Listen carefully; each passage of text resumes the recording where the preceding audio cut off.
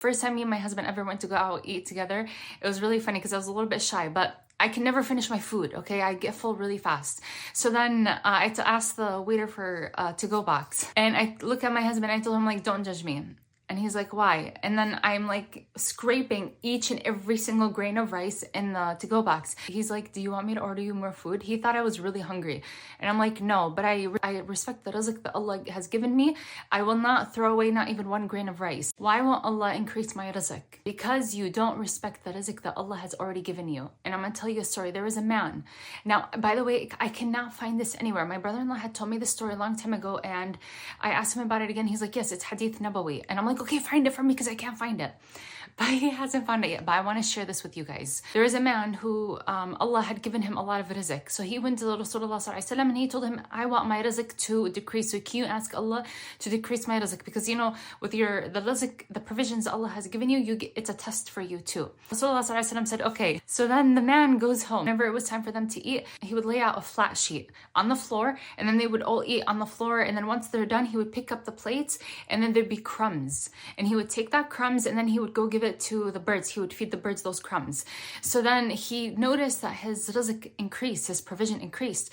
And then he went back to Rasulullah and he said, Ya Rasulullah, like why is Allah giving me more rizq when I asked him to decrease it for me? And so Rasulullah asked him, he's like, okay, what have you been doing? So then he told him about like the birds, about the food, the crumbs, and feeding the birds.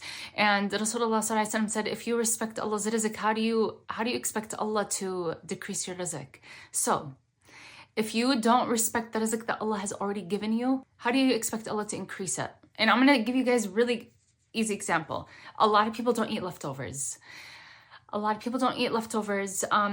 you're one of these people, and don't tell me in the comments, don't be like, oh my God, that's me. No, just say, may Allah guide me, okay? If you're one of these people where if you have a plate and it's filled with rice and you always leave a few grains of rice left and you just throw them out instead of just eating it, that's one thing that you should change. Eat all your food. You buy clothing.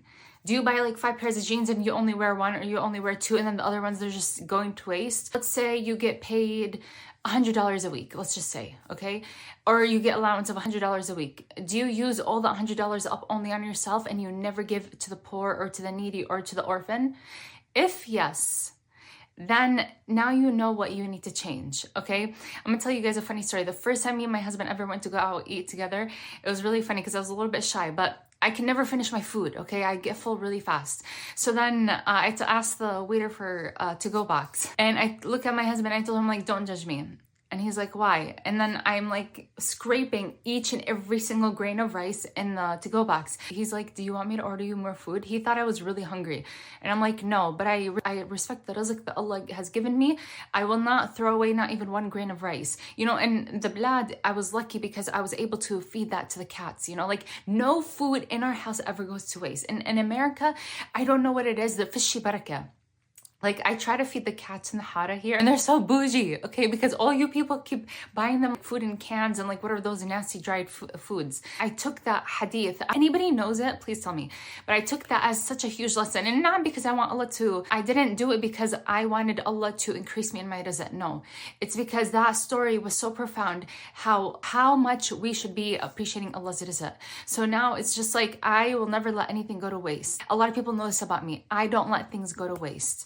I'll reuse them. Sometimes I'll freeze them. I swear to God, there's meals. I'll be like, yeah, I'm going to freeze this. I'm going to eat it later on. I don't care. If you want Allah to increase your rizq, there's dua, there's Quran that you could do, but also respect the rizq that you have already. We'll say alhamdulillah. And don't forget to help the poor. There's so many people that could use it right now.